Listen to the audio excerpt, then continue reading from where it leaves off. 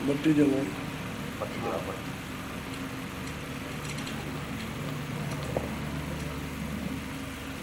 कल आपको ये जोर दे करके बताया कि जब तक अंतर्घाट पर बैठकर जुक्ति नहीं मिलेगी, रास्ता नहीं मिलेगा, तब तक कोई भी यहाँ से छुटकारा नहीं पा सकता। ये सारा का सारा काल देश है। यह हमेशा हर शरीरों का परिवर्तन होता रहेगा। कोई भी शरीर धारण करो, कोई भी आओ, उसका एक निश्चित समय पूरा करने पर यहाँ से जाना। अब जो मनुष्य शरीर में आए, जिनको रास्ता मिल गया और जो अंतर बैठ के चल पड़े, वो तो गुरु कृपा से निकल जाएगा, और बाकी लोग तो सब के सब फिर यही चलते नहीं मरेंगे। तो मनुष्य शरीर तो मिलेगा नहीं, चले जाएंगे नीचे उतर के। यही जीवात्माएं पशु पंछी, कीड़े, जल जीव, थल जीव कहलाती है। यही जीवात्माएं जो मनुष्य शरीर में कर्म किया है तो उधर उतर गए, उनको उतार के वहाँ अब उनको शरीरों में सजा मिलेगी, सजा मिल रही। तो गोस्वामी जी महाराज काशी में जब वो सत्संग कर रहे थे और ब्रह्मांडों का भेद जब उन्होंने लिखा और कहा कि कलयुग में सुगम सीधा रास्ता प्रभु की प्राप्ति के लिए इस मनुष्य शरीर में है। तो चाहे विद्वान हो चाहे विद्वान हो, वो तो बात ये जब तक कि पढ़ेगा नहीं तब तक वो जान भी नहीं पाएगा। तो महात्माओं के पास तो ज्ञान है, तो विद्या महापुरुषों की है। जब तक महापुरुष नहीं आए थे तब तक योगियों की, ज्ञानियों की विद्या थी नीचे की। उसको कुछ कहते कुछ कराते रहते थे। अब पहले के जब महापुरुष आए तो उन्होंने पूरा भेद खोला। तो वो मिलेगा नहीं, समझ में किसी के आएगा। इसलिए उन्होंने घट का भेद लिखा, घट रामायण की, यानी घट रामायण, घाट से ऊपर का भेद। तो उनको बताया तो ये तो उन्होंने कहा सबने कि भाई पूजा पाठ तो कहते हैं, लेकिन जो हम करते हैं वो नहीं कहते। तो आप गलत कर रहे हो, उसके लिए क्या? जब कोई आदमी गलत और झूठा करता हो तो उसको कोई आदमी झूठी चीज़ जो उसको सच्चा कैसे कह देगा? जानने वाला तो सच्चा नहीं कहेगा, वो तो वही उसको कहेगा जो नहीं जानता है। तो जो नहीं जानते थे वो कहते थे हमारी पूजा पाठ यही मतलब मुख्य है और आपको कुछ नहीं है। ये तो कहते थे भाई पूजा पाठ, वो तो भगवान को मानते हैं, लेकिन पता नहीं किस भगवान को मानते हैं। हमको जो बताया गया है तो उस भगवान को नहीं मानते हैं। तो यहाँ का भगवान है जिसको आपने झूठा मान रखा है, तुम्हारा भगवान। तो परिवर्तन करता हो तो भगवान है। तो जो सबका निवारण करता है वो है हमारी। अब वो तो यहाँ का नियम है, तो आप हमेशा बदलते रहोगे। शरीर बदलता रहेगा, जीवात्मा मन बुद्धि चित्त स्रोत वही है, उसमें कोई फर्क नहीं। शरीर बदल जाता है। तो पता नहीं कितनों को आपने किसको मारा। कभी आपने किसी को मारा, कभी पेड़ को भगवान मार दिया, कभी जानवर को मार दिया, कभी दीवार को, कभी सूरज को, कभी पूरब पश्चिम को, पता नहीं कौन। देखा तो आपने। तो जो महात्मा देखते उन्होंने बताया तो सब विरोध कर रहे। अब विरोध इतना हुआ कि झगड़ा मारपीट सब हो गई, लेकिन गुरु के पास पर भी उनके पास नहीं पहुंचा। तब ये हुआ कि चलो भाई उसके पास चले। अब बहुत लोग होते हैं अच्छे भी होते हैं कि भाई उनकी बात तो सुनो, ये तो उनका शिष्य है, इसने जो कुछ कहा वो तो मतलब है उसने कहा, लेकिन चलो तुम उसके गुरु की बात करते हो। तब फिर झुंड गया वहाँ तो देखा कि तकी मियाँ मुसलमान है, ये मजिस्ट्रेट है, ये न्याय कर देंगे। इनको पता लग गया कि झगड़ा क्यों हुआ, मालूम तो हो गया था कि झगड़ा क्यों हुआ, ये तो पता चल गया, सजा कर देंगे तो दया हो जाएगा। तो डर की वजह से उन्होंने खुद न बोल के मियाँ को आगे कर दिया कि आप ही इनसे पूछिए कि वेद कतेब को आपने झूठा क्यों कहा, कुरान को, इसको, काजी मुल्लों को। तो फिर उन्होंने पूछा। अब जब वो सबके सब बैठ गए और जब उन्होंने पूछा और शुरू किया तो सबकी जवाब मत होने लगी। यानी बात तो कुछ और थी, वो है भी बात है, क्योंकि तुम भी तो पढ़ के बताते हो कि स्वर्ग है, वैकुंठ है, ये। तो अगर कोई पूछे कि भाई स्वर्ग और वैकुंठ कहाँ, वही है एक जाट कथा सुन रहा था तो कहते भाई भगवान पर, ब्रह्मा विष्णु महादेव पर पूरा विश्वास, उनका ध्यान करना चाहिए। ये कहता रहा तो चुपचाप बैठा रहा, लोग सुनते रहे। और जब कथा खत्म हो गई तो उनके साथ चल दिया जाट पंडित के साथ। तो जब अकेला पड़ा तो पंडित ने कान लगा के पूछा उसके कान पर कि पंडित जी ये तो बताया जाओ कि तुमने ब्रह्मा विष्णु महादेव को देखा? कह रहे देखा नहीं। कह रहे तू कथा क्या करता है? कथा में क्या करता विश्वास, जिसको देखा नहीं उसका विश्वास कैसे हो सकता? बात तो सही है, अब उसने तो देखा नहीं लेकिन कथा वार्ता होती है कि ब्रह्मा है, विष्णु है, शिव है, ये भी। अब वही बात है, अब जब तुमने देखा नहीं तो झूठी बात, देखते होते तो सच्ची बात। वही मतलब ये है कि ये देखते तो है नहीं, अब वो देखी हुई कह रहे हैं तो उनसे विरोध कर दिया, तो अब इनको आगे कर दिया। तो कहते हैं भाई खुदा का रूप तो समझे, अरे उसका रूप जो तुम कहते हो खुदा की आत्मा है, खुदा की आत्मा है तो नहीं, खुदा तो अकेला आया था। जब सतपुरुष ने भेजा सतलोक से तो अकेला भेजा, सबको अकेला अकेला उतारा, सबको भेजा। और सुनते तो इनकी है नहीं, पहले तो ये लेकर आए नहीं थे। तो तपस्या की, जब वरदान मांगा तब उन्होंने दे दिया। तो सुरतों का भंडार अलग, वो तो इनका तो है नहीं, लेकिन वो कहते हैं भाई खुदा का रूप तो समझे, सब जगह इसमें उसमें सब जगह सब जहाँ सब में शामिल। बात तो सही है कि उसके प्रकाश से ही यानी सुरतों का पालन पोषण शरीरों में, हर शरीरों में होगा। बात तो ठीक है कि भाई नूर सब जगह, लेकिन तुमने नूर को देखा। अब वही बात कहते हैं भाई तुम कहते हो पर तुम जानवर मार दिए, आदमी मार दिए, पशु पंछी मार दिए, तो भाई तो मोहम्मद का नूर उसमें भी है, उसमें भी है खुदा का। तो चुप हो गया मियाँ, तो चुप हो गया। वो तो समझ गया कि हक हकीकत है, लेकिन हम नहीं जानते तो हम क्या करें। मतलब लिखा तो है कि खुदा का नूर सब में है, उसको समझना जानना चाहिए। वकील मिला तो जब जाने, वकील नहीं मिला तो उसे क्या पता चलेगा। तब ऐसे ही तो सब लोग अंधेरे में रहते हैं। अब वो जब चुप हो गए तो उनको विधि विधान से समझा रहे, बोलो अरे उनकी बात को सुन लीजिए। तुलसी कहे कहो कस भाई, या से दिल बिच होई निसाई। कहते भाई ऐसा कहो जिससे कि दिल में चाहिए साची लगे। अब तुम अंधे बन के कहते हो तो कैसे वो साची लगेगी? तो साची कैसे लगेगी? ऐसा कहो जो कम से कम उससे मिलता जुलता हो। तो वो तो बात एक भी नहीं है, एक भी बात नहीं। तो सच्ची सच्ची बात कहो, बोलो।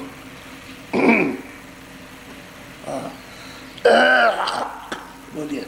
सुन कर तकी जवाब हस दीना, मुर्शद मियाँ मरम हम चीना। तकी मियाँ ने मतलब यह है कि उत्तर दिया कि आप मुर्शिद हो और जो कुछ आप कह रहे हो हकीकत कह रहे हो। तो हमारी समझ में आया। और हम उस नूर के और खुदा के बारे में कुछ जवान नहीं पहुँचते, तो आप मुर्शिद हो। मुर्शिद कहते हैं गुरु को, गुरु को कहते हैं। अब उन्होंने मुझसे तो कहा कि आप गुरु को, समझी से कहा कि आप गुरु हो, आप मुर्शिद हो और हम आपके मतलब मुरीद हैं। मुरीद कहते हैं जो कुछ जानता नहीं उसको मुरीद, सेवक को, सेवक को मुरीद कहते हैं। और सेवक वही होता है जो कुछ जानता नहीं, वो सेवक होता है। अब मियाँ की समझ में बात आई तो वो जो बैठे थे, वो जो सब पंडित और लोग बहुत से बैठे थे, वो सोचने लगे कि इसकी तो बात समझ में आ गई और इसने तो कह दिया कि आप मुर्शिद हो, तो अब वो मतलब ये क्या करें। अब उस वक्त तो कुछ बोल नहीं सकते, उनकी भी समझ में आ रही बात। बोलो। तुलसी तकी दीन जब देखा, तब भाखा विधि भेद विषेक। तकी मियाँ को गोस्वामी जी महाराज ने देख लिया कि दीन हो गया, ये अपने को छोटा बन गया, तब उन्होंने फिर वेद, फिर उसको सब सुनाया। तकी मियाँ, सच्ची बात तो ये है कि उसको तुम जानते नहीं थे, अब तुम थोड़ा ध्यान। बोलो बोलो। साची महरित तन को जाना, जामे चौधा तब कसमा। कहते हैं देखो तकी मियाँ, सच्ची महजिद तो ये तन है, ये जिस्म है, ये शरीर है, ये सच्चा मंदिर है और इसी में उस बहिष्ठ को, स्वर्ग को, वैकुंठ को जाना जाता है। इसी में ब्रह्मा विष्णु महादेवों का दर्शन होता है, पहचाना जाता है और इसी में मतलब यह खुदा मिलता है। तो ये सच्ची मस्जिद है, ये तन जिसमें, ये सच्ची मस्जिद क्योंकि रूह इसमें बैठी हुई है, सच्ची मस्जिद में बैठी, यही सच्ची मस्जिद। लेकिन ये थोड़े दिनों के लिए लापानी है, थोड़े दिन के लिए मिली है, लेकिन है ये सच्ची मस्जिद। अब इसमें अगर तुम इबादत कर लो तब तो मिल जाएगा, इसमें इबादत नहीं करोगे तो जब घाट नहीं मिलेगा तो इबादत नहीं होगी। तो रूहानी इबादत जब करोगे, रूह को उस आसमानी आवाज़ के साथ जोड़ोगे, तब तो तुमको खुदा मिल जाएगा। और सच्ची इसे तन मस्जिद में तुम नहीं बैठ कर करो तो खुदा तुमसे दूर हो गया, तुम उससे बहुत दूर हो गए। बोलो। मक्का भेस्त जय माई। और कहते हैं कि मक्का भाई भेस्त है, हज ये इसी तन में है, वो पश्चिम में नहीं है, पश्चिम में कुछ नहीं। अगर तुम कहते हो कि नहीं मेरा खुदा जो है पश्चिम में रहता है, तो क्या खुदा से पूरब खाली हो गया, उत्तर दक्षिण तो खाली नहीं हो गया। वही नानक जी चले गए, कहते हैं अच्छा भाई चलो, तुम्हारा मुसलमानों ने कहा कि हमारा जो है वो खुदा वहाँ रहता है, तो चलो भाई देखे आएंगे तुम्हारा खुदा। तो गए मक्का में, वहाँ तो रात को सो गए उसके पैर की तरफ, मक्का की तरफ पैर करके।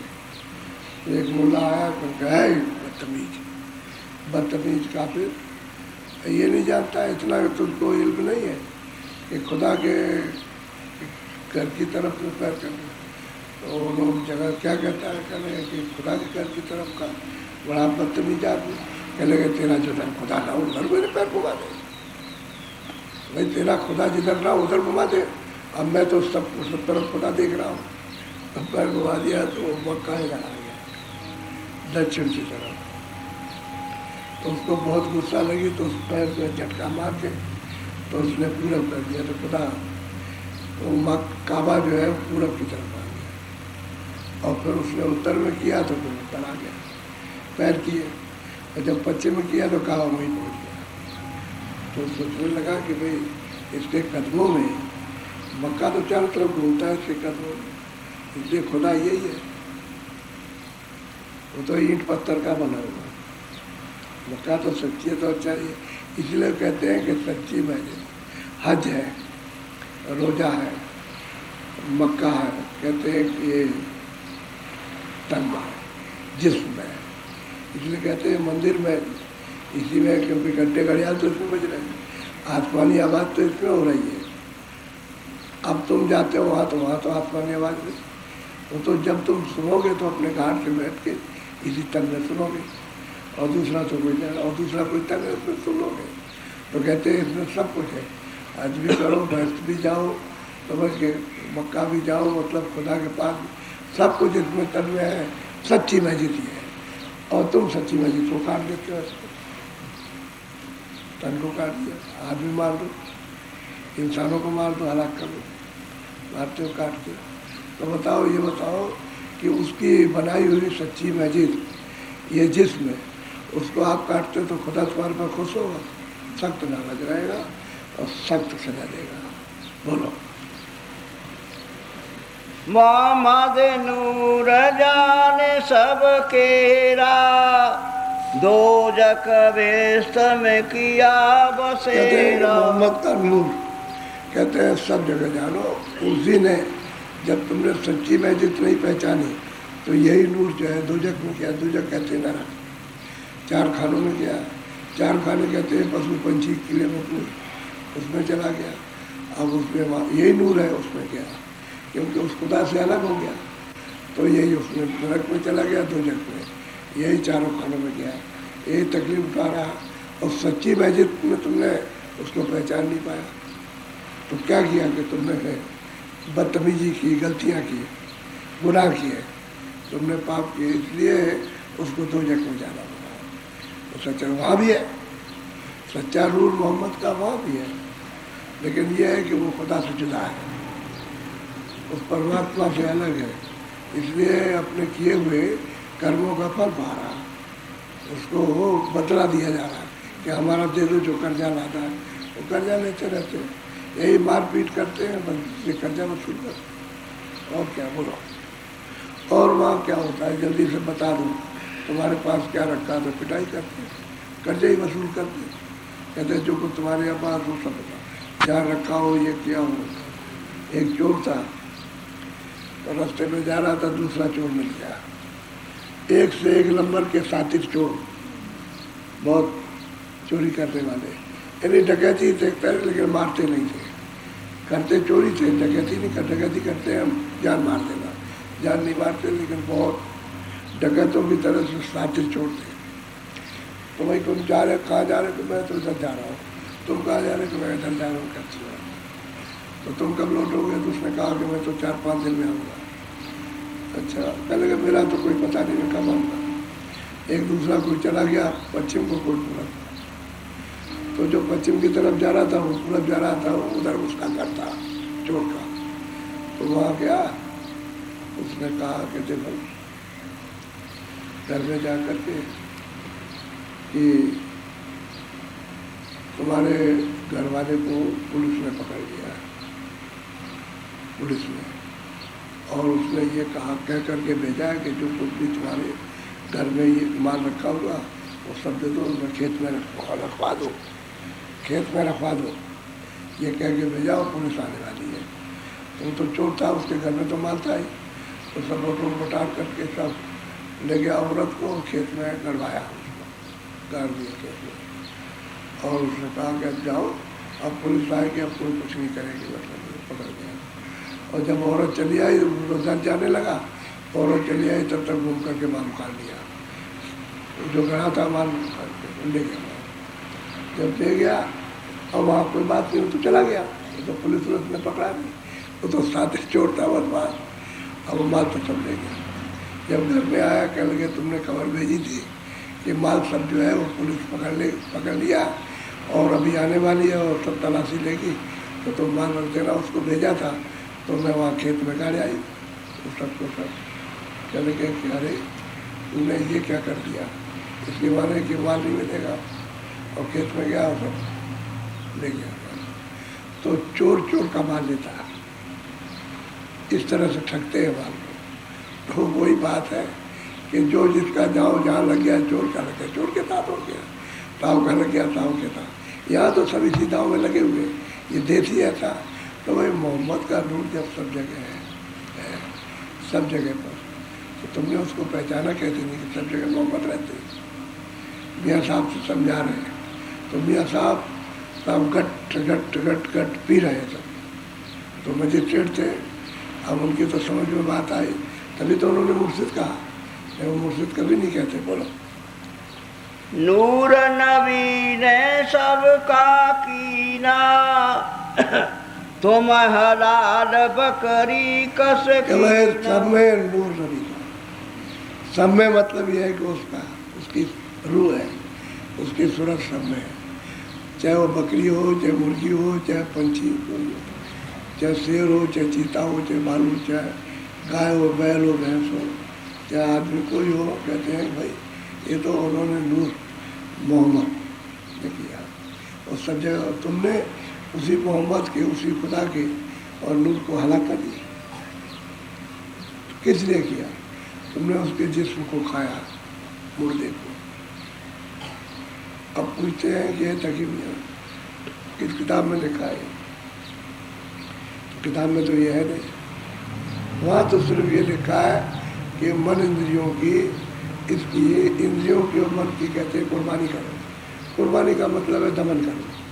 अपने आप यही है कि मन इंद्रियों को रोको, इनको दमन करो। भोगों की तरफ से, इधर भोग है उनकी तरफ से इसको रोको, रोक करके तब तुम अपनी सूरत को उसकी तरफ लगाओ। अपने आप ही किताबों में, किताबों में क्या भी है कि मतलब ख्वाहिशों को मारो, इच्छा को मारो, मन इंद्रियों को दमन करो, कुर्बानी करो। अब वो समझ लेगा कि बकरी कुर्बानी करो, तो तुमने मतलब बकरा मार दिया। अब वो नूर मोहम्मद का जब सब जगह, तो तुमने ये क्या समझा? पर किताब में कहा लिखा? अब पूछ रहे हैं। बोलो। गुनहगार दोजख की रीति, करो खून ये बहुत गोस्वामी महाराज समझा रहे हैं कि देखो तुमने कितने गुनाह किए, अनीत काम किया तुमने। कहते हैं दो जग जाने का सीधा रास्ता, इसमें कोई बचा नहीं सकता। वह जब तक इस जिस्म में रहो तब तक रहो, और रास्ता खुला हुआ पर दो जग के लिए। और दो जग में क्या क्या यात्राएं, क्या क्या दंड, मतलब ये कि उनको सख्त क्या क्या सजाएं मिलती है। अब वो भी मतलब ये लिखा, वहाँ कुरान में भी लिखा हुआ, जो वहाँ बहुत सजाएं, बहुत यात्राएं मतलब ये दी जाती है वहाँ। तो कहते हैं तुमने ये गुनाह सीधे जाने का किया, अब इसको कौन माफ़ करेगा? बोलो। हाँ। जो मैं जित उन आप बनाई, सो हलाल करके। अब गोस्वामी जी महाराज कहते हैं तकी मियाँ मजिस्ट्रेट से वो पंडित सब बैठे हैं, सुन रहे हैं कि जो खुदा ने मस्जिद बनाई, भाई इंसानों को उसने बनाया, आपने तो बनाया नहीं। तो बकरे है, बकरी है, मुर्गी है, मुर्गा है, ये तो उसने बनाया, आप तो बनाते नहीं। तो कहते हैं जो भी मस्जिद यानी खुदा ने बनाई और उसको तुमने हलाल कर काट डाला और अपनी जिब्या के लिए तुमने इंतजाम किया, तो उसकी मस्जिद बनाई तुमने। तुमको ये नहीं मालूम हुआ कि भाई उसकी बनाई मस्जिद है, हम इसको अगर बिगाड़ेंगे तो हम बना नहीं सकते। तो ये आपको हक है? अरे आपको ये अधिकार है किसी की बनाई चीज़ को आप बिगाड़ दें? ये तो आपको नहीं। तो जो बिगाड़ता है उसकी बनाई चीज़ उसको बिगाड़, आपको बिगाड़, वो आपको बिगाड़ेगा। बोलो। मेटी मस्जिद कबर बनाई, झूठा हक ईमान। कहते हैं कि भाई मस्जिद जो सच्ची थी उसको तो कबर बना दिया, मुर्दा करके कबर बना दिया उसको। और कहते हैं हक और ईमान सब झूठा। हम हक है, आप ईमान है, हम रहम करते थे। क्या रहम? ये रहम करते हैं? रहम का नाम निशान भी नहीं है। वो तो कहते हैं मांसाहारी को तो दया, जो भी मांस का, किसी मांस का भी भक्षण करो उसमें दया ही नहीं। तो ये क्या किताबों में कुछ साफ लिखा हो। तो गोस्वामी जी महाराज तो तकी मियाँ को जब देख लिया कि अब ये दिन हो गया, तब उसको समझा रहे हैं कुरान के बारे में, कतीबों के बारे में, किताबों के बारे में जो उनके आए, तो उसमें भाई देखो ये लिखा हुआ। मैं कोई अपनी तरफ से नहीं कहता, मैं तुम्हारी बात तो कर सकता हूँ कि तुमने झूठी मैंने तो हक और ईमान झूठा बनावटी ये कहते रहते हो, उसको नहीं जानते हो क्या ईमान क्या। बोलो। साची मस्जिद तन मन साई, खिलकत खुदा खलक के माही। कहते हैं सच्ची मस्जिद तो ये है, ये जिस्म है, इसमें सूरत रहती है और मन रहता है। क्या कहते हैं दोनों का साथ हो जाए तो मतलब ये है कि इस खिलकत को भी समझ सकते हो, आप भी समझ सकते हो, यानी बहिष्ठ उसके देख सकते हो, खुदा को भी देख सकते हो सच्ची मस्जिद से। लेकिन ये सच्चाई से, यानी मन बुद्धि चित्त ये तो पाक साफ होना चाहिए, और दिल दिमाग भी पाक साफ हो तो भी तुम्हारी रूह पाक साफ हो, तब तो इसमें पहचान सकते हो सच्ची मस्जिद तो ये, यही तो साधना करने की मस्जिद है, दूसरी तो कोई मस्जिद नहीं है। इसी में आकर के जो थोड़ा बहुत लोगों ने कुछ पाया वो इसी में आकर के बताया, और वो जो बैठा हुआ है वो तो उसके तो हाथ नहीं है, ये आपके जो हाथ है पंचभौतिक है तो उसके नहीं, तो वो लिखने यहाँ कैसे लिखेगा, वो जो आएगा ये हाथ रहेंगे उसके, तभी तो ये शरीर रहेगा, तभी तो लिखेगा। किताब तो वो बनाएगा, वो तो किताब बनाता नहीं, वो तो आवाज़ देता है, किताब तो यहाँ बनेगी और वो यहाँ आएगा नहीं, जो वहाँ बैठा हुआ वो यहाँ नहीं आएगा, वो अपनी जगह पर आएगा, वहीं से अपनी कार्रवाई करता है। नीचे के लोग इस काम को करते हैं, जो जिस जगह का काम वो करते, लेकिन सच्ची मस्जिद में बैठ जाए तो वो खुदा को कब कि पाक साफ कर लो दिल दिमाग को, जब रूह को पाक साफ करोगे तभी खुदा के पास जाएगी, तभी उसका दीदार करेंगे। अब गोस्वामी जी महाराज साफ मतलब है कि अब देखा कि ये बिल्कुल चुप हो गया, दीन हो गया और सब चीज़ पकड़ रहा, सुन रहा, समझ रहा, तो उसको सगरा भेद बताना शुरू किया। सब पंडित बड़े बड़े विद्वान बैठ के सुन रहे हैं। बोलो। नूर नबी सब माए विराजा, ताकि हरदम उठे आवाज। कहते हैं नबी का नूर, कहते हैं सब जगह मौजूद है, कोई जगह खाली नहीं है। जितने भी जिसमें छोटे से छोटे कोई भी कीड़ा है, पतंगा है, कोई भी है, मक्खी है, कोई भी सब में कहते हैं वहाँ सब जगह उस नबी का नूर है, तो सब में उसका, क्योंकि उसके बगैर तो वो रह ही नहीं सकता। वो परिचय दे रहे हैं कि रूहें जो है सब उसकी है।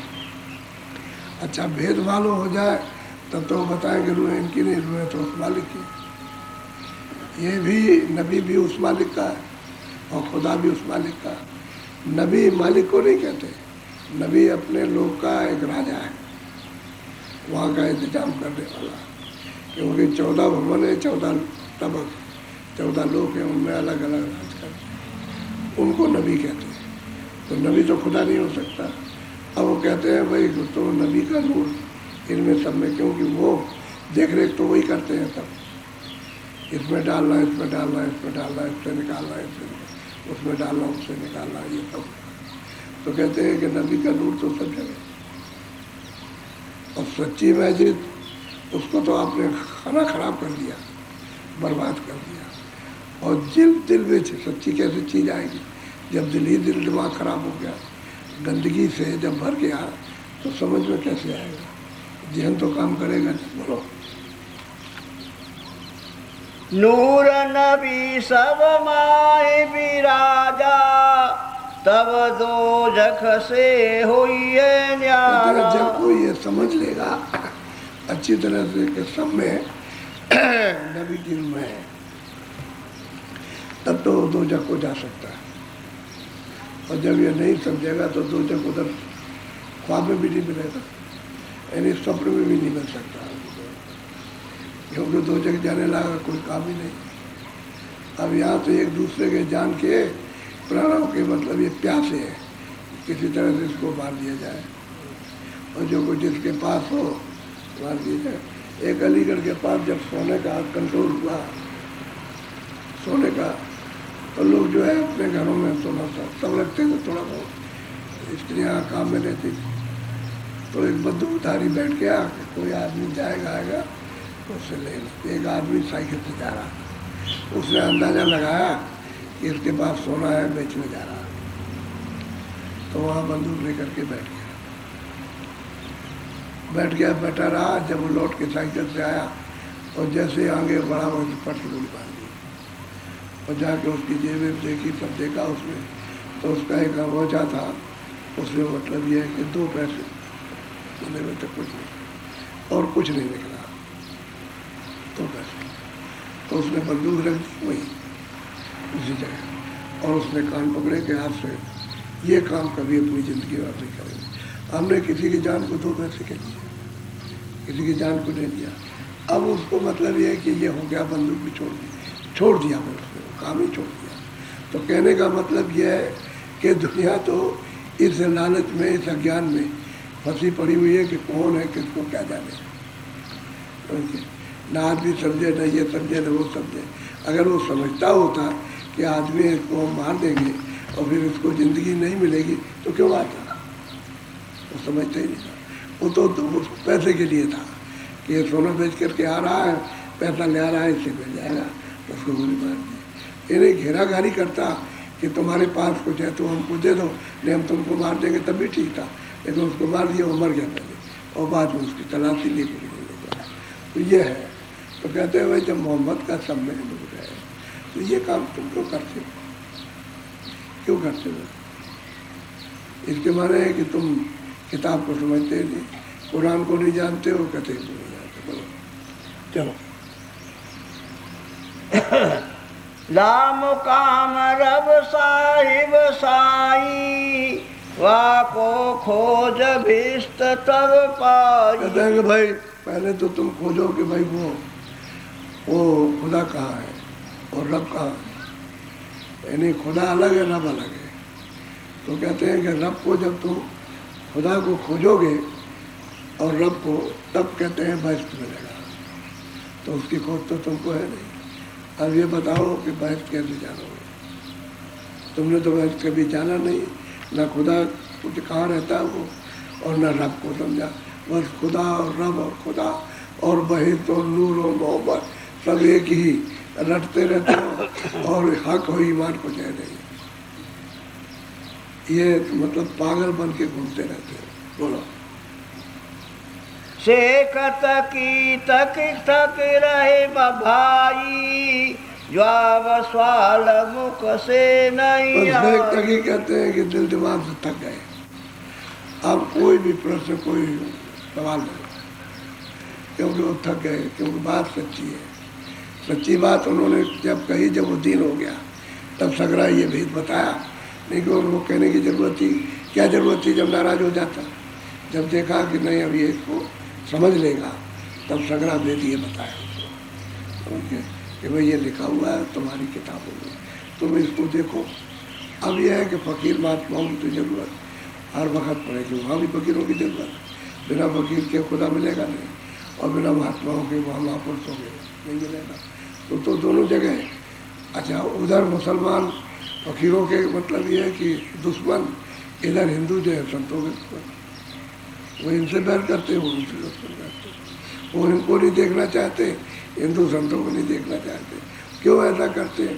कि अज्ञान है रोजी रोटी के लिए, कि हमारी रोजी उनके प्रचार से, उनके उपदेश से, उनके रास्ते से। अब ये नहीं समझते हैं कि तो सबके लिए सब्जी में एक ही रास्ते से आए और एक ही रास्ते से वापस लौटेंगे तो सबके लिए काम। वो भी चलना चाहे तो वो भी चलो रास्ते से, तुम भी निकल चलो। वो बात उनकी समझ में नहीं आती, इसलिए विरोध करते हैं। ऐसे ही मुसलमान। बोलो। हाँ। सुनो सकी कहूँ खोजन पावे, कहा किताब जवाब नहीं आवे। कहते हैं तकी मियाँ, किताब तो कोई जवाब देती नहीं है। उससे पूछोगे क्या बताओ तो अल्लाह किधर है, तो क्या जवाब देगी? उसमें तो कोई बोलता नहीं है। किताब पर तो, कागज़ पर तो काले अक्षर लिखे हैं, वो तो जवाब देगी नहीं। अरे तकी मियाँ, तुमने कभी ये सोचा किताब कभी कह सकती है कि अच्छा ही बुरा? उसने तो लिख दिया, लेकिन तुम उससे प्रश्न करो तो क्या आपको उत्तर मिलेगा?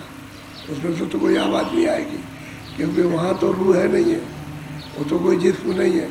रूह तो वहाँ है जिस जिस्म में बैठी हुई, तो तुमने उसको काट डाला। अब ये बताओ, तो वहाँ सवाल जवाब कुछ नहीं। बोलो।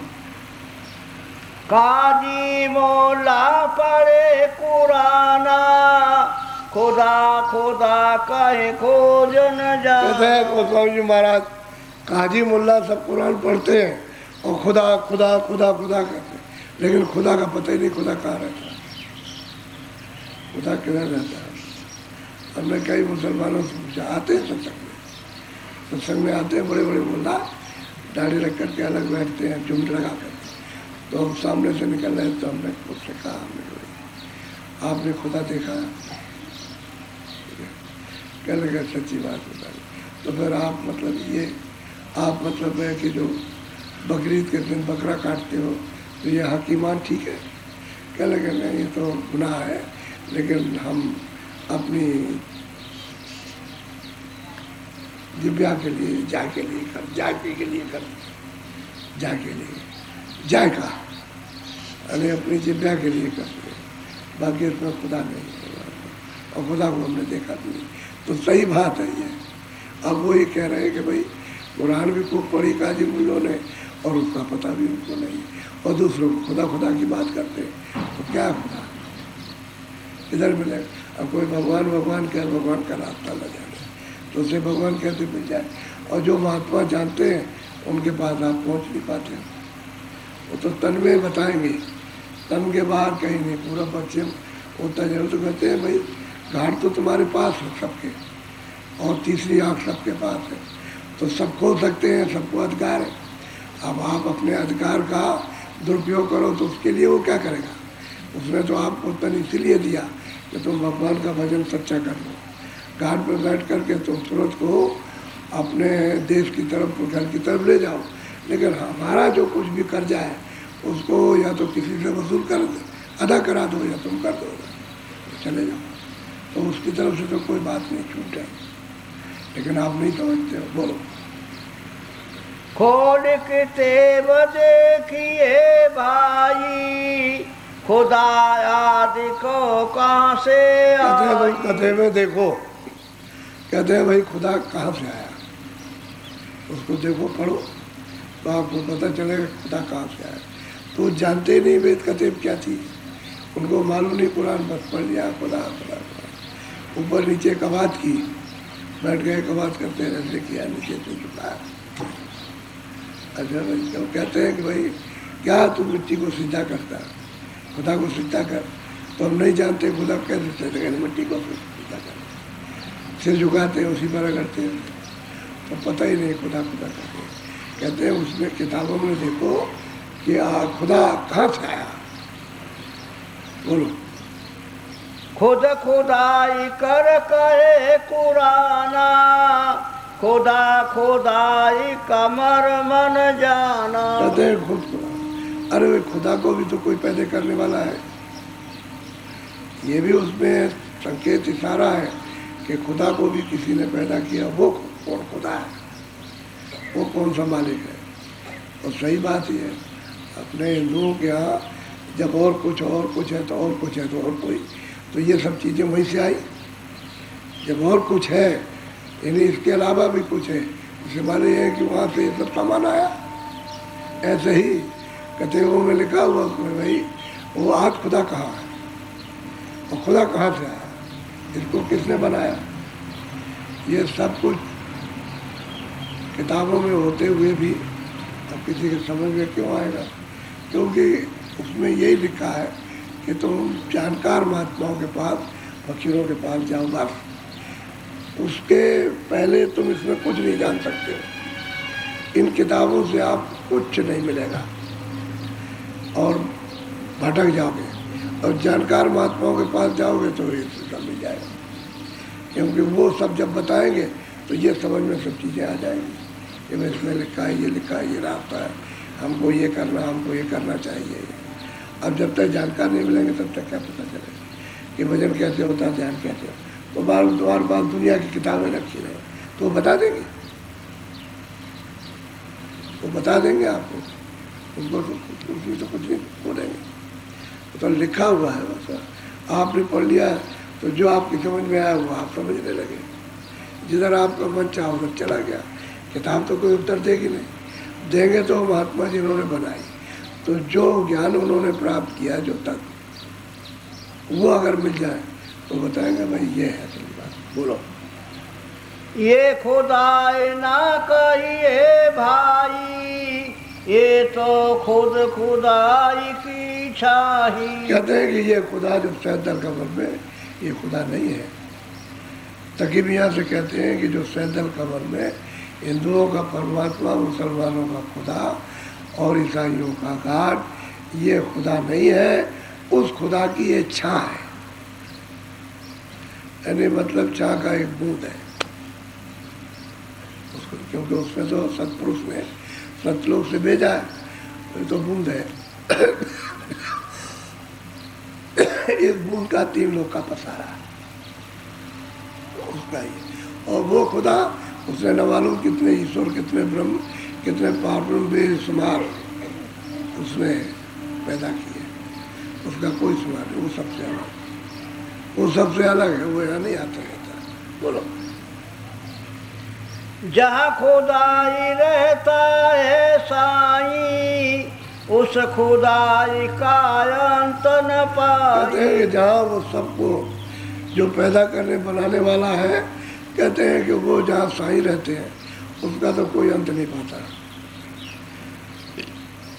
ये जो उसकी छाई है, इसी को खुदा खुदा, इसका पता नहीं, छाया का भी पता नहीं, और वो तो बहुत दूर है। तो अब वो तकी मियाँ को समझा रहे हैं। तकी मियाँ के समझ में खूब आ गया, अब वो हट नहीं सकते। बोलो। तकी खुदा तुम एक बतावो, खुद खुदाई का खोज लगाओ। कहते भाई तुम खुदा खुदा कहते हो कि एक ही खुदा है, लेकिन कभी तुमने उस खुदा को जो एक है उसको देखा? जिसको तुम कहते हो, तुम्हारी किताब कहती है खुदा, खुदा खुदा, उसको तुमने पाया, देखा, उसकी खोज की है कि कहाँ है? और उस खुदा को तुम कैसे पा सकते हो जो सबको बनाने वाला? उसका तो मर्म भेद नहीं जानोगे आप। अब ये सब पूछ रहे हैं, अब गमगीन होकर के वो सुन रहा। बोलो। तुलसी तकी तलाश, खुदा बास कहूँ कहाँ भता, नहीं जब में निर्जिमी आकाश, कोई किताब स्वासा नहीं। कहते हैं कि जब वो जो खुदा था, जब जमीन आसमान, जल पृथ्वी आसमान, ये कुछ नहीं थे, ये कुछ नहीं थे यहाँ पर। न बहिष्ठा, न वैकुंठ था, न कहते हैं कि ईश्वर का लोक, न ब्रह्म था, न रब था, न अल्लाह था, न पार ब्रह्म था। कहते हैं जब कोई नहीं थे, और वो था वो खुदा जो सच्चा खुदा, सबको पैदा करने वाला। इसलिए मालूम होता है कि उसी ने तो ये सब पैदा किया, क्योंकि यहाँ तो ये सब कुछ था नहीं। अब किताबों में जो लिखा हुआ है तो महात्मा ही से समझ में आएगा। बोलो। मंसूर मियाँ पस्तो कहें, तकी बूझ दिल माई, खुद खुदाई की राह का खुदा खोज नहीं पाई। कहते हैं कि भाई उस खुदा के रास्ते, वो जो खुदा है वो नहीं रास्ता पाता, उसका रास्ता उसको अब नहीं मिलता, वो तो रास्ता छूट गया, उसका भी रास्ता छूट गया खुदा का। जब वो राज करने लगा, अपनी जगह बैठ गया, तो वो भी रास्ता भूल गया, वो फिर खुदा को नहीं पा सकता। जिसने उसको भेजा है वो उसको भी नहीं पा सकता। कहते हैं कि मंसूर पुस्तकों में पढ़ो, देखो जा करके, उसमें साफ लिखा हुआ है। तो स्वामी जी महाराज उनको उन्हीं की किताबों का हवाला दे रहे हैं, सबूत दे रहे हैं कि देखो उसमें ऐसा लिखा हुआ है कि वो खुद खुदा वो नहीं जा सकता। और जिसने इन सबको पैदा किया, हम लोग तो आए नहीं थे, निरूएं तो आई नहीं थी, ये जीवात्माएँ सुनते नहीं आई थी, पहले तो सब यही भेजे गए थे। और इतने युगों तक तपस्या इन्होंने की, ध्यान इन्होंने किया उस मालिक को खुश करने के लिए, कि इतने युग किए कि उनकी गिनती ही नहीं है। कोई रचना ऐसे थोड़ी हो गई, रचना तो बहुत कल्पों के बाद हुई है, तब फिर मतलब ये हुआ। तो अब ये तो पहले क्या है, मंडल तो पहले के बन गए, लेकिन यह है कि संतों के बगैर रचना किसी मंडल पर किसी लोक में नहीं हो सकती है, किसी भी लोक में, किसी भी ब्रह्मांड में नहीं हो सकती। जब सुरतें मिलेंगी, सुरतों का खजाना मिलेगा, तभी वो रचना हर लोगों में होगी। यहाँ भी तो आप सब निकाल करके भेज दिए जाओ तो किस बात की रचना? मकान कौन बनाएगा? ये सड़क कौन बनाएगा? जब कोई रहेगा नहीं कौन बनाएगा? जब यहाँ कुछ नहीं रहेगा बनाएगा। ये तो सब मिट्टी में मिला मिलू करके सब बनाया जाता है, तो जब बनाने वाला कोई नहीं तो बनाएगा कौन? जब सुनते ही जिसमें नहीं है तो जिसमें बनाता है तो बनाएगा। असली चीज तो ये है। बोलो। खोल देखो रे किताबें आदि अव्वल कौन था। कहते हैं कि भाई किताबें तुम खोल करके देखो कि अव्वल में पहले शुरू में कौन था। ये तो मतलब है कि रचना का विस्तार हुआ, तो ये तो आप कह रहे हैं, लेकिन पहले कौन था? जो पहले था वो अब भी है वैसा ही, उसमें कोई फर्क किसी तरह का नहीं है। और उसमें थोड़ा सा उसका जरा सा मसाला मिल गया और सुरतों का थोड़ा सा भंडार, तो उसमें क्या फर्क पड़ता? वो तो आता है, अब भी जैसे का तैसा भरा हुआ, वो तो सागर है, उसमें क्या, कितना भी उसमें से दे दिया जाए वो कम नहीं होता। तो कहते हैं कि अव्वल में कौन था? पहले शुरू में। तुम अपनी अपनी किताबों को, यानी उन फकीरों की देखो तो तुमको पता चलेगा वही खुदा का भी खुदा है, खुदा का भी खुदा है, ब्रह्म का भी ब्रह्म है। कहते वो कौन है? जो आज में अब भी है और पहले भी था, और जहाँ पहले था वहाँ अब भी है। वो न हटता न बढ़ता, अपनी जगह पर है। बोलो। नहीं जमी आसमान खिलकत खुद खुदा तब था कहाँ। आज कि न जमीन थी ना आसमान, न भैर थे न ब्रह्मांड थे, तो कहते हैं कि भाई वो कहाँ थे? फिर खुदा कहाँ था ये बताओ भाई। आखिर ये सब कहाँ थे जब ये तो कोई नहीं था, तो कहाँ था? तो ये तो संतों ने सब जाना, आज से हम तक सब पता लगा लिया, सब वहाँ देख लिया, सब समझ लिया, और सब कुछ जानने को मिलता है। वहाँ कोई चीज़ छुपने वाली नहीं है। ये रचना का विस्तार किस तरह से किया, कैसे किया, ये सब वहाँ देख लिया जाता, सब समझा जाता है। और वही समझा रहे। अब देखो, न जानने के कारण झगड़ा किया, पंडितों ने, सबने मारपीट की। मारपीट करने के लिए वो स्वामी महाराज के पास पहुँचे। वहाँ जब पहुँच गए तो अब वो तो बैठते नहीं थे, क्रोध में नहीं बैठते थे, नहीं बैठे थे, अपने को समझते थे कि हम ही काशी के शेर हैं। तब फिर बोले तो उन्होंने सबके पैर छुए और आसन निकाल के ले आए, तो बैठाया, तब बैठे हाथ जोड़ के और कहा तुम कृपा के, दया के, तुम नहीं हो, तुम, हम तो मतलब अनाथ हैं और आप हमारे ही सहारे। जब सब कुछ प्रशंसा की, उनकी आरती की, तब वो बैठे थे जमीन पर। तब ये सब राज खोला उन्होंने, नहीं तो कौन मतलब ये, नहीं तो मारने गए थे कि आज इसको भी मार देंगे, इसके गुरु को भी मार देंगे, दोनों को मार के आएंगे। तब काशी में तब आग बुझेगी, और वो जल रही आग तो काहे की जल रही है? स्वार्थ की, रोजी रोटी जा रही है, उसकी आग जल रही है। कोई वहाँ आत्मज्ञान की बात नहीं है। तो वहाँ गए और रुके।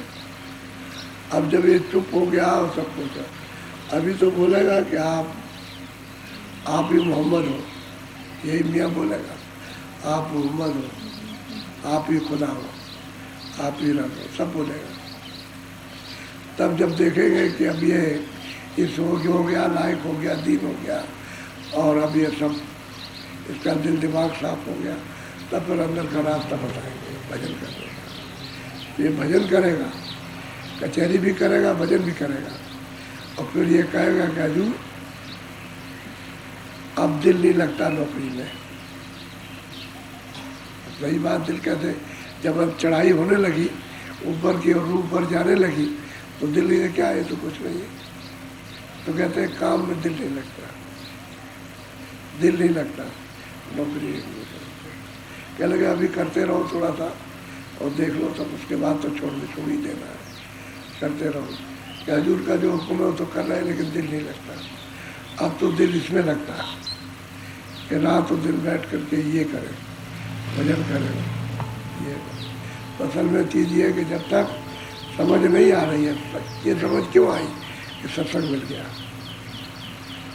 सत्संग मिला, और फिर ये जगे हुए पुरुषों का सत्संग मिला।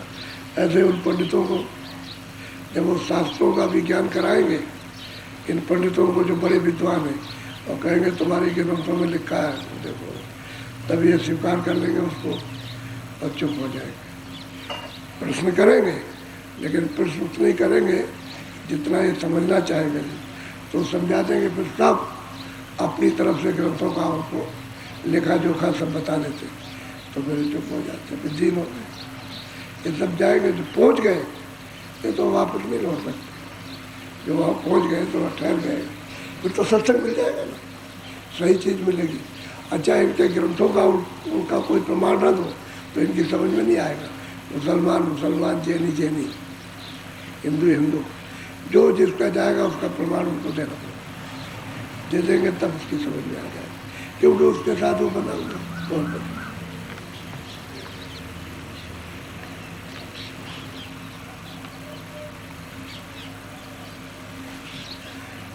समय से आया करो, आज घंटी नहीं बजी तो तुम सोते ही रह गए। अब समय से आया करो, जब मालूम है कि 5 बजे सत्संग शुरू हो जाता है तो समय से आना चाहिए। एक भी लफ्ज छूट जाएगा, वही मतलब है उतने ही तमाचे काल के पड़ेंगे। इसको ध्यान में रखना। एक महात्मा जी से पानी पिलाते थे, तो सड़क पर बैठ के पानी, पूरे महात्मा थे, क्या पानी पी ले, प्यासा होगा, बड़ी गर्मी पड़ रही है, पानी पिया, बहुत ठंडा पानी, चिल्ला चिल्ला के पानी पिलाए उसको। और जब वो इस तरह से लगाए तो उसके कान में कहेंगे एक भी बूंद गिर गई, जब बूंद गिरेगी तेई जूतियाँ जम की पड़ेगी, पी ले, बूंद ना गिरे, वो पी ले, छक करके पी ले अच्छी तरह से, लेकिन बूंद गिर गई उतनी जूतियाँ जम की, वो छोड़ेगा नहीं। एक बात बात है, वो तरबूज बेचा करें, आओ बढ़िया पका हुआ तरबूज आओ, तो तरबूज को काट के दिखाया कि देख कैसा पका है, देख कैसा पका है, कि देख जैसे ये पका हुआ, तो इशारा कि पका हुआ कच्चा नहीं है, पक्का है। जो दे रहा है तुमको काट करके वो पक्का है, लेकिन ये तुमको प्रमाण दे रहा है कि जैसे ये तरबूज पका हुआ है ये पका, समझ गए। ये पका हुआ पके हुए थे ले लेता। एक महात्मा थे, बैठा क्या तबला बजाए और उसको तबले की चोट पर नचाया, तो उससे कहेंगे देख तूने दुनिया को नचाया और हम तुझको तबले की चोट पर नचा रहे हैं, जब तल्ला बंद कर दे तो नाचना बंद हो जाएगा। तो कहने का बात कि सबको सबक और नसीहत देने के लिए पूरे होना चाहिए, तो नसीहत मिलेगी, सबक मिल जाएगा, पूरे नहीं रहेगा तो नहीं होगा, वो काम नहीं सकता। तो तुम जब चाहते हो कि जब चले चलेंगे, ऐसे ही लापरवाही नहीं, लापरवाही का काम नहीं है। ये चीज़ें सुनने को आपको फिर मिलेगी नहीं, अभी तो आपको मिल जाएगी, लेकिन बाद में फिर रहो पछताते रहो पीछे से। और फिर क्या होता है, जब काश्तकार ने खेत बोया तो दूसरा कहता अरे यहाँ क्या बैठा, उसकी रखवाली करे आप, चिड़िया सब दाने को चुगे जा रही, तो उसमें जमेगा क्या, तो कह लगा अच्छा ठीक है देखा जाएगा। तो वहाँ कुछ नहीं रह गया, सब चिड़िया चुगे। जब 15-20 दिन के बाद खेत में गया तो एक भी पौधा नहीं जमा, तो काश्तकार कहते हमने तो तुझे पहले कहा था, जब चिड़िया चुग गई खेत तो अब 50 दोबारा तो बो नहीं सकता, क्योंकि सीजन निकल गया। अब जैसे बाजरे का सीजन है तो सीजन निकल गया, धान का सीजन, और बाद में रोपेगा, बाद में बोएगा तो नहीं होगा कुछ भी, तो डबल मेहनत होगी और तेरा नुकसान भी हो जाएगा। इसी तरह से सत्संग है, अगर कुछ करना है तो सचेत करके, और मैं शब्द निकल गया तो क्या मेरी चीज़ें सुनने को आपको मिलेगी। बोलो जय गुरुदेव। अच्छा, कुछ लोग शनिचर को आए, कल भी आए, सुबह भी आ गए, और मतलब ये है कि आज जाएंगे। कुछ जाने वाले पहले भी तैयारी कर रहे थे, कुछ जाएंगे। हमको तो एक 600 आदमियों की ज़रूरत है रोज, ज़्यादा नहीं चाहिए। 600 आदमी, 300 मंदिर में चाहिए, बाकी कुछ भंडारे में चाहिए, कुछ है बस ये। बाकी सब अब 24 जुलाई से और 1 अगस्त तक गुरु पूर्णिमा का कार्यक्रम होने जा रहा है। आप लोग सबको बता देना। वैसे चिट्ठी पहुंच गई होगी लोगों के पास, जानकारी हो गई होगी, लेकिन अब आपको बता देते हैं 24 जुलाई से शुरू हो जाएगा सत्संग और 28 को पूनम है। आज 28 है, आज 28 है और आगे जो 28 आएगी उसको पूनम है। पूनम मतलब पूर्णमासी, तो 4 दिन पहले और 4 दिन बाद और 1 दिन पूनम। तो पूनम को यानी पूर्णमासी को गुरु पूर्णिमा मनाई जाती है। तो 4 दिन पहले और 4 दिन बाद और 1 दिन 9 दिन का कार्यक्रम है यहाँ। तो 9 दिन का आप सत्संग अपना अपना समय बचा के आओ पूरा।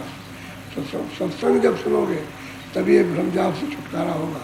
सत्संग नहीं सुनोगे तो ये भ्रमजाल नहीं छूट सकता। बड़ा गजन और गहरा अथाह गड़ा हुआ है जिसमें आप डूब रहे हो और कोई निकलने का साधन नहीं है। सत्संग मिल जाएगा तो किनारे आ जाओगे।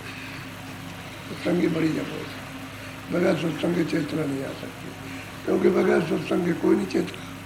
पढ़ने लिखने वाले कितना पढ़ो लिखो सुनाओ और सुनो, और ना उनको मालूम है। तो समझदारी से आओ सब लोगों को, सत्संग सुनो। और अब की उधर जुधर पुराना उधर में जो दीवार बनी मौली के पास, उधरी वही रखा जाएगा। उसी तरफ एक सत्संग तो मंदिर में करेंगे और एक करेंगे मैदान में उधर, तो वहीं सब लोगों का कैंप गुरु पूर्णिमा का रहेगा उसी तरफ में। तो वहाँ सबको पूरा लाभ मिलेगा। मंदिर में एक वक्त इसलिए होगा कि आपको इसकी भी जानकारी होना चाहिए ये कि पहले क्या था और अब क्या है। और अभी 1 महीने बाद आओगे तो कुछ और देखोगे आकर के। तो कहने का ये है कि मैं यहाँ आश्रम पर गुरु पूर्णिमा के 2 बरस पूरे हो जाएंगे। मैं तो कहीं गया नहीं हूँ आश्रम पर। तो अब मैंने ये सोचा कि भाई मतलब मैं यहाँ रहता हूँ तो कुछ काम हो जाए, क्योंकि मैं बाहर घूमता रहूँगा तो आश्रम जैसे उजाड़ रहता है ऐसे रहता। आश्रम पर तो बाहर ज़्यादा घूमता था, सत्संग बाहर करता था तो यहाँ कभी रहता नहीं। फिर 5 दिन 10 दिन 15 दिन रहा चला गया। अब की बार मैं टिकिया, तो अब की बार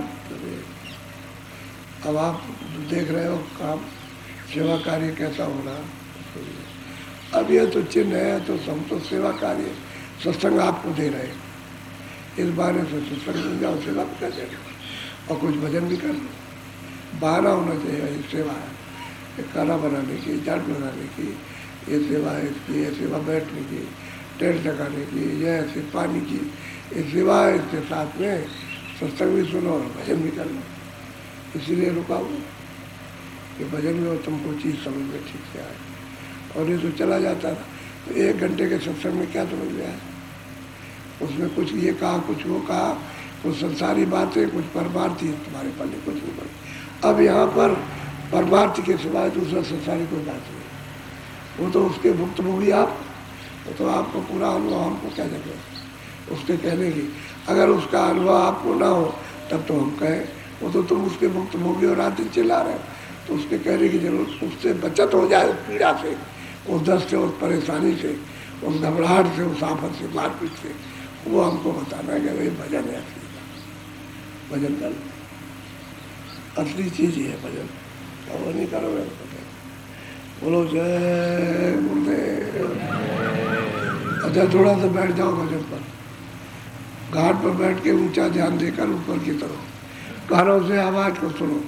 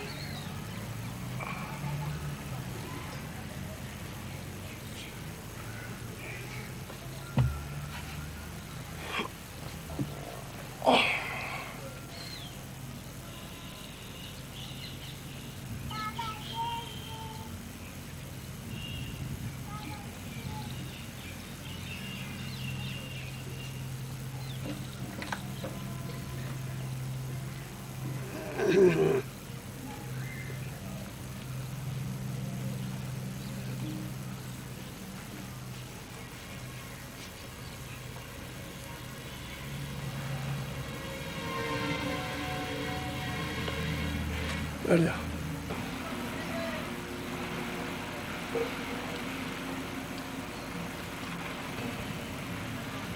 जय गुरुदेव।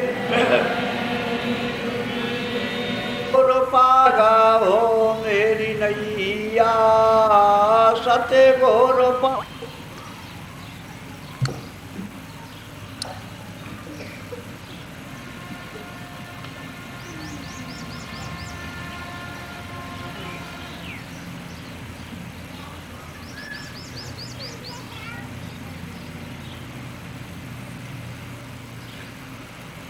एक छोटा सा किसी को राज मिल जाता है,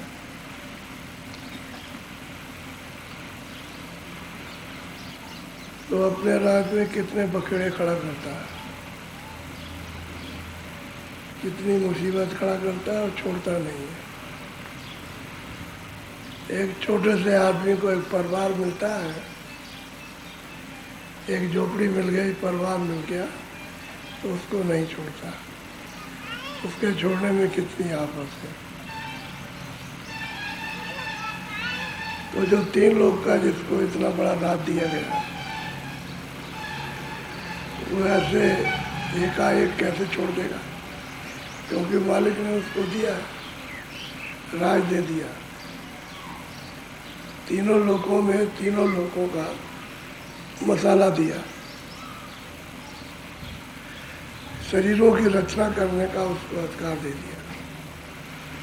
यह अधिकार दिया कि सूरज को इस शरीर से निकालो, इसमें बंद करो, इससे निकालो, इसमें। उसने यह अधिकार दिया, तो वो अपने अधिकार क्षेत्र से आप जाना चाहो तो कैसे जा सकते हो? तो बहुत योगियों ने योग किया, ध्यानियों ने ध्यान किया, आत्मज्ञानियों ने कोशिश आत्मज्ञान की। सब लोगों ने बड़ी कोशिश की, लेकिन किसी को निकलने नहीं दिया। सबको अपने अधीन रखा और पार किसी को भी नहीं जाने दिया। ऐसे ऐसे बंधन लगा रखे कि आप उधर जा ही नहीं सकते। यहीं भर में रहोगे इसी जगह और यहीं से नीचे उतर जाओ। तो सत्पुरुष का भेद जानना किसी योगी के द्वारा, ऋषि मुनि के द्वारा, जति तपी के द्वारा, दानी के द्वारा या वीरों के, ये उसके बस की बात, उसको पता ही नहीं। ये तो संत जब आए, अभी हाल में 700 वर्ष हो गए, तब संतों का पधारना हुआ, सत्यदेव थे, उन्होंने ये भेद बताया कि भाई रचना तो हमने की, साफ कहा सत्पुरुष ने रचना की है और इनको लोक दिए और स्रोतों का भंडार दिया। तब ये पता चला कि ये सब कहाँ से आए। अभी तक तो किसी को मालूम नहीं। फिर भी जीव मतलब 84 काम से घूमते घूमते कितने जीव कूद गए, मनुष्य शरीर में आए, बच्चे बच्ची का शरीर मिल गया। इनको क्या पता बात क्या होता है। ये तो उधर से भोग करके यात्रा उठा करके पूरा करके आ गए और फिर कर्म करने लगे, फिर फंस गए, फिर नीचे उतर जाएंगे। वही इसी चक्कर में रह गए। साधु महात्मा किसी की खोज इनके लिए कहा, कभी एक खाने पीने में इसमें सब में रह गए, पता ही नहीं चला। ये तो किसी किसी को जो महात्माओं के निकट पहुंचा उनको पता चला कि बात तो यह है, हमारा घर नहीं है, हमारे ऊपर जो शासन करता है वो हमारा मालिक नहीं, मालिक तो कोई और है, लेकिन हम उसके अधीन हो गए और वो हमारा मालिक बन गया। हमको जाने देता, अपने घर में नहीं जाने देता। अरे भाई कैसे आपको जाने देगा? कहेगा हम घर जाना चाहते हैं, तुम नहीं आओगे। वहाँ से लौट करके तो कहेगा हम नहीं जाने देंगे, यहीं रहो। इसी जगह पर रोक दिया, अब घर भी नहीं जाने देता। इसी तरह से संतों को अपने घर में अपने मालिक के पास जाने नहीं देता। क्यों? कि वो भी तो वहीं के, लेकिन उनको देश निकाला कर दिया, निकाल दिया। ईश्वर को, ब्रह्म को, पार ब्रह्म सबको देश निकाला किया। इनको निकाल दिया तो कहते हम तो जा नहीं सकते। तो जो हमने प्राप्त किया हम इनको नहीं जाने देते, इनको घेरे रहे। तब महात्माओं का आना हुआ तो उन्होंने मदद की, बताया, समझाया, विश्वास दिलाया, मतलब ये उसके कर्म हुए, सब काम किए नहीं सकते। पर क्या माने, इसलिए तो कहते हैं कि विधि विधान से तुम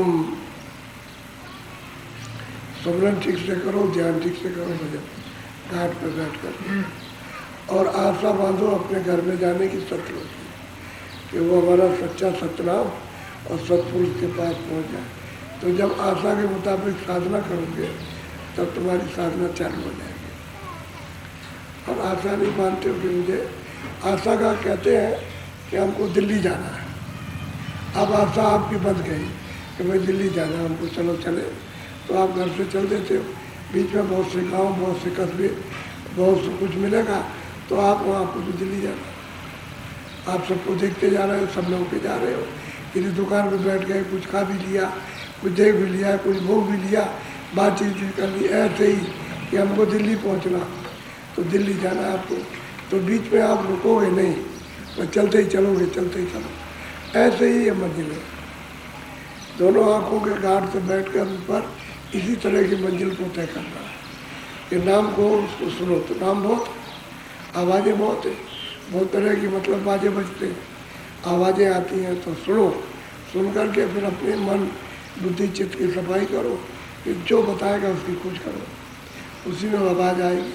जब उसके बीच में खोजोगे कि हमको ये आवाज़ सुनाई दे घंटे की, तो धीरे धीरे ऊंचा ध्यान दे के सुनोगे तो सुनाई देने लगेगा, उसके सामने सब आवाज़ें बंद हो जाएंगी, वो आवाज़ रह जाएगी। उसको पकड़ो और ऊपर को चढ़ो। ऐसे ही तो चढ़ाई में भी तो दिखाई देता है, चढ़ाई में तो ऐसा नहीं कि दिखाई नहीं देता। चढ़ाई करोगे तो शब्द में नाम में प्रकाश है, उसमें रचना, अद्भुत रचना जो कहने में नहीं आती, वो कहने में नहीं आ सकती।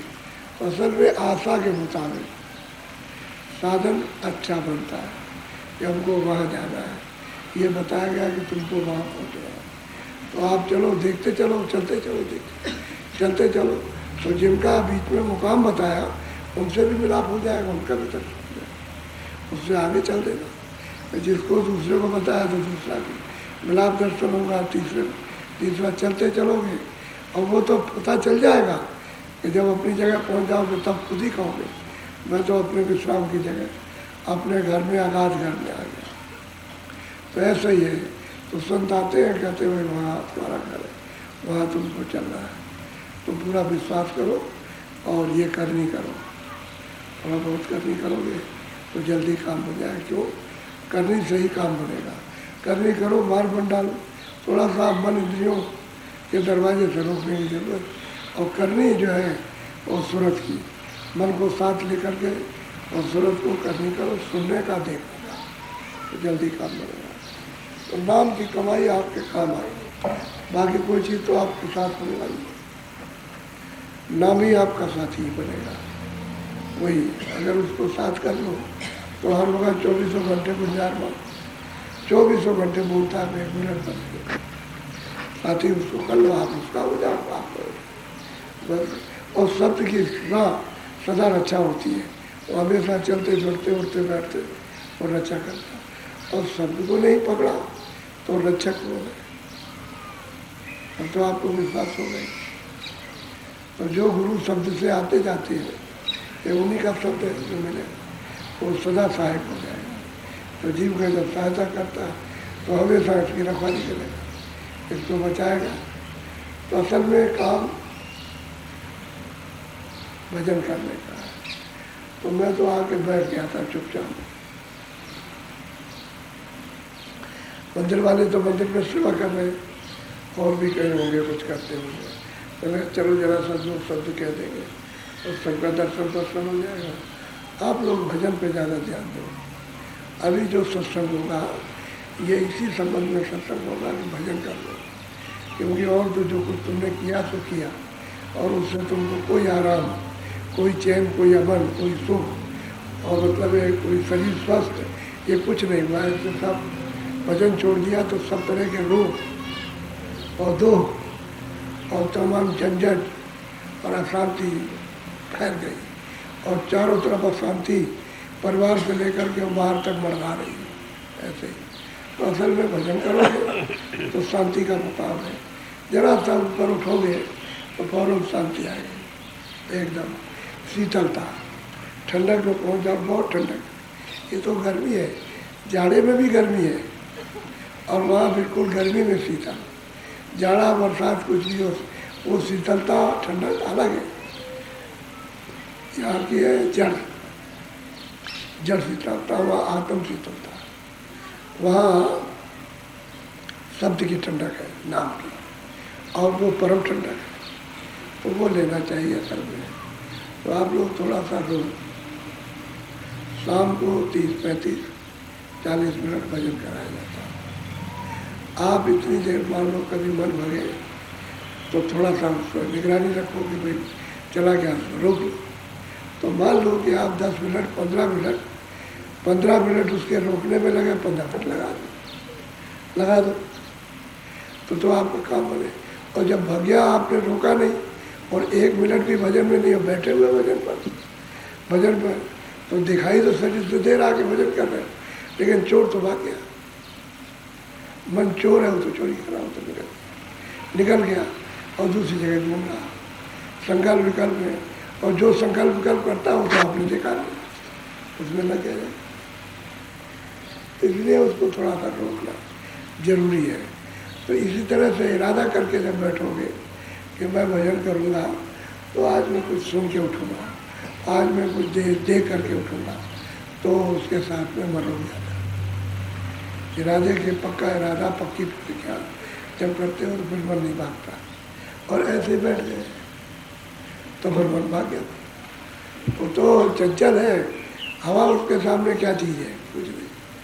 इतना तेज भागने वाला तो उसको धीरे से शब्द ही उसको रोकेगा, शब्द ही उसको बस में करेगा, दूसरा कोई चीज़ उसको बस में नहीं। चाहे तुम दिन भर और रात भर और सालों और 20 सालों और 50 सालों लगातार एक सप्ताह से पूजा पाठ करते रहो, लेकिन मन नहीं रुकेगा। मन तो शब्द से रुकेगा, काबू में होगा। उसी को नाम कहते हैं, उसी को शब्द कहते हैं। जब वो सुनने लगेगा तो रुक जाएगा, क्योंकि उसमें आनंद है, इन सब चीज़ों में आनंद है, उसमें अस्थायी आनंद है,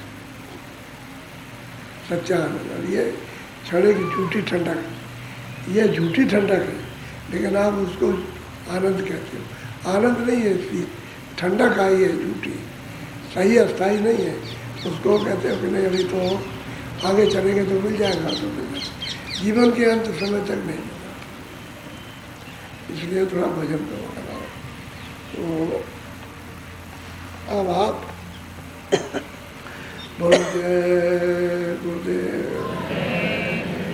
अब सत्संग का समय आपको नहीं दिया तो 30 मिनट भजन करना, क्योंकि देर तो है नहीं अभी तो आपका पूरा समय है। तो 30 मिनट कोशिश इस बात की करो कि ज़्यादा हिलो डुलो नहीं। हिलो, मान लो तुम्हारा पैर कुछ मतलब शून्य हो जाता है तो जरा सा ऐसे कर दो ताकि वो ठीक हो जाए आगे। लेकिन यह एक उधर घाट पर बैठ कर ऊंचा देख ध्यान दे के सुनते रहोगे, मन को रोक करके रखोगे तो साथ ही बुद्धि और चित्त, ये तीनों चीज़ें उसी के साथ, चित्त और मन और बुद्धि और सूरत के कानों के साथ रोक करके ऊंचा ध्यान देकर सुनो। तो वो तो ऊपर बैठी हुई है, उसका तो रास्ता सुनने का अंदर से है, और बाहर के कान जो बंद हो जाते हैं उनका रास्ता बाहर से सुनने का, कि बाहर से कोई आवाज़ आएगी तब सुनाई देगा, और उसका रास्ता अंदर से, तो ऊपर से जो आवाज़ आएगी वो अंदर से सुनेगी, और बाहर के कान नहीं सुनते। इसलिए बाहर की आवाज़ को काटने के लिए ये जाए नहीं और विघ्न बाधा न करे तब उसको बंद करते हैं। नीचे गुफा इसलिए खोज लेते हैं कि भाई बाहर की आवाज़ें कट जाती हैं, कोई सोलो टावरा नीचे बैठ जाइए, तो जो भजनानंदी होते हैं नीचे बैठ कर फिर आवाज़ें कोई बाधा नहीं डालती उसको। लेकिन बनी भाग गया हो तो चाहे कितनी गुफा में रहे तो कुछ नहीं होता है। वो तो सिर्फ एक आधार चाहिए मन को रोकने का कि भाई ताकि बीच में कोई बाधा न पड़े और वो शब्द सुनने लगे, उसके साथ जुड़ जाए, रस लेने लगे, तो 30 मिनट आपको बैठाया जाएगा वजन। कपड़ा डालेंगे सिर के ऊपर में, कपड़ा इसलिए डालते हैं कोई आदमी जा रहा तो आपको यह ना देखा क्या कर रहा, वो सीधा पर्दा डाल के वजन किया जाता है। यानी पर्दा डालने में उसकी इज्जत होती है कि हम बाइज्जत वजन करते हैं। अब कान अगर किसी ने देख लिया क्या करता, तो कान बंद है, कहेगा भैया क्या करते, कह लगे पूजा कर रहे हैं, बड़े बिल्कुल पूजा कहीं ऐसे होती है, पूजा तो ऐसे होती है ऐसे। अरे तेरे घट के अंदर सब बाजे बज रहे हैं, आरती कीर्तन 24 घंटे हो रहा, वहाँ तो तू करता नहीं, ऐसे कर जाता है, घंटी घड़ियाल टुन टुन करता है, और तेरे अंदर ही टुन टुन हो रहा, तो सब कुछ बज रहा है। तो असल में किसी को भजन करना आता नहीं तो तुमको मूर्ख रख दिया कि अजीब गरीब मूर्ख रहे, दुनिया में कोई ऐसे भजन कैसे नहीं करते। अरे भाई संत जब आए तब से बहुत भजन करने लगे, भजन करके पार हुए। तो बैठ जाओ, कपड़ा डालो, बैठो भजन, आँख और कान बंद करो, बंद करो आँख और कान, बैठ जाओ भजन पर।